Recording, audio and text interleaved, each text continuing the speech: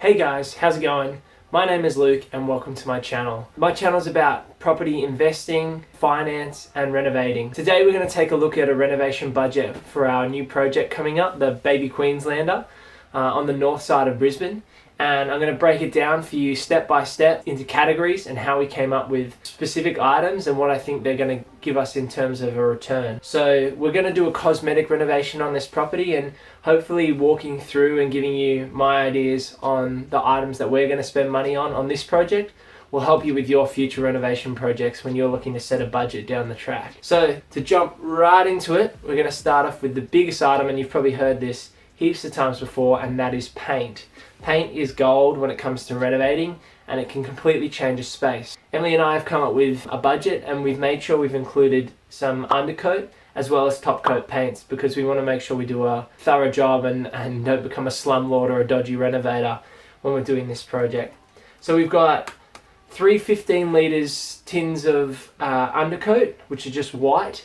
Then we're going to go with a flat interior ceiling white paint and another 15 litres of that, and that brings us up to $400 so far. So it's $100 for each of those 15 litre cans, which is pretty good value for money. And they're a trade paint, they're called Taubman's Trade Pro. We're going to go with Lexicon semi-gloss paint, which is a light grey. Grey is really in, it's a modern colour. It's a white but with a light grey tint. We're also going to paint the cabinet doors in both the kitchen, the second bedroom and the bathroom. We have budgeted to buy some dual locks cabinet paint. We've budgeted 3 tins of that, 1 tin for each space. Now we might need a little bit more, but that's just what we think across the board. So paint is one of those amazing things that can change a whole space. The total amount we've budgeted for paint is $1,934, and that covers the undercoat and the top coat and the cabinet paint. So you might think that's a lot of money, but that $1,900 could give us a $4,000 or even $6,000 return on our money once a valuer comes through the property and checks it out. So paint was the first big ticket item on our list to add to our renovation plan when we had a look through the photos. So if you haven't seen my previous video, go check out the photos of the place and you can see why it needs a whole lot of paint. The next thing that we budgeted was in the kitchen, and that was some brand new appliances. So we've budgeted for a new gas stove, and that's $859, and a stainless steel dishwasher to be installed. Now we're a bit unsure about whether we're actually going to install the dishwasher because we're not sure if there's space in the kitchen to actually plumb it in, but we thought we'd put it in the budget because as tenants, when we were renting from landlords, we always used to look for aircon and we always used to look for dishwashers. Those were the first 2 things on our list. So as well as the gas stove and the dishwasher, we've also budgeted for a plumber to install those items for us. Now I know we're trying to do as much of the work we can ourselves, but things like installing plumbing and connecting pipes, we're going to leave to the tradies. So we budgeted $800 for the tradie to come in and do that work. The next thing in the kitchen is we're going to do some new countertops. We're going to do some budget countertops. So we're doing butcher block countertops. Now I'm sure you've seen this everywhere on YouTube. Butcher block countertops are hardy, they look great, they're easy to work with, and they're not too expensive. So we thought they were a great option for us to use in this renovation project. And you might want to do the same if you're looking at renovating down the track. We're also going to use a floor sander as well as an edging sander to reveal those hardwood floors underneath.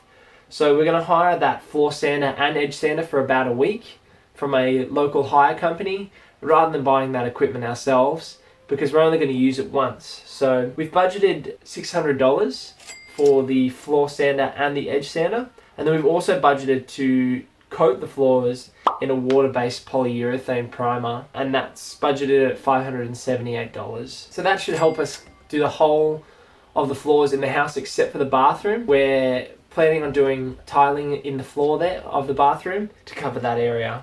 The next thing on our renovation list is electrical. Electrical work is one of those things that you never really want to try. I've seen people on YouTube do it in America, but I've never really seen an Australian who's not a licensed electrician attempt electrical work online on YouTube videos. We're definitely not going to attempt anything such as wiring, and I've got some mates who are sparkies and they can give us a hand. I'm happy to change some light bulbs, but I'm not going to have a crack at rewiring the house ourselves. So we've budgeted for the electricians $1,500. and that will give us rewiring in the house if necessary, an upgrade to the safety switch box, which is really important for the tenants to make sure that the safety switches work and that they're safe in case anyone sticks a fork in one of the power point plugs. And then a new ceiling fan in the master bedroom, and some new downlights, some new LED downlights, which aren't too expensive, and will give the property a really good feel and modernize it a bit. The other big electrical item that we've budgeted for is the aircon installation and fit out. And we're going to put a small aircon in the living room, and that's critical in Brisbane and in Australia. Aircon is one of those things you just need in the heat of summer.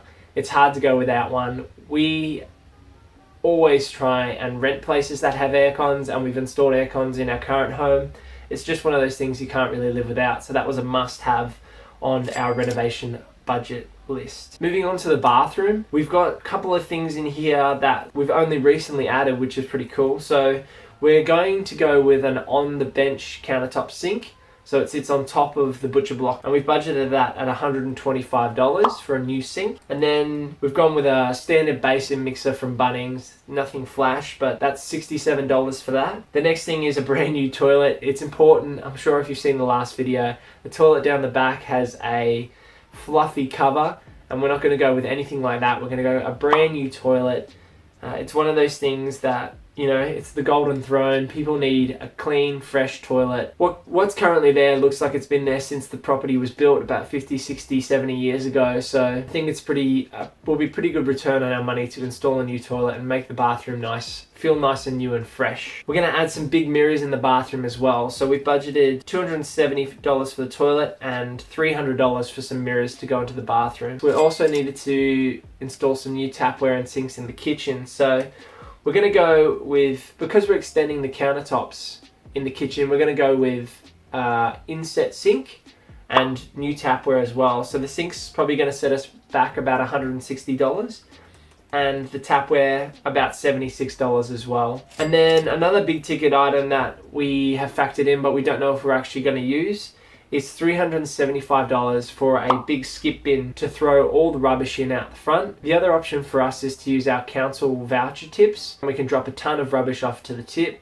We just have to grab a trailer or a ute to move that stuff out ourselves, but it might be too much effort, so we budgeted for a skip in case we want to use one on the site and save ourselves the hassle of having to go back and forth to the tip and drop all the rubbish off there. Another one on the list that I didn't mention earlier was the actual fan itself. So we budgeted $140 for a new fan for the electrician to wire in. Another thing in the bathroom with the tapware was we were struggling because the bath doesn't currently have a shower head attachment. We were trying to work out how we would install a new shower without ripping out the wall, especially because the wall could be asbestos, and if we rip out one wall, then we may as well rip out all the walls, and then the project will be a lot bigger than just a cosmetic renovation of the property. So we ended up doing some research online, and we found this awesome bath tap with a spout diverter, and that will allow us to connect the base of the shower head to the spout diverter and run water up to the shower head without going into the wall, without ripping the wall out, which is pretty cool. We're also going to install wet wall panels in the shower rather than tiling it, because that's a quick way to silicone and make the space look fresh. We're going to go with a gloss white wet wall.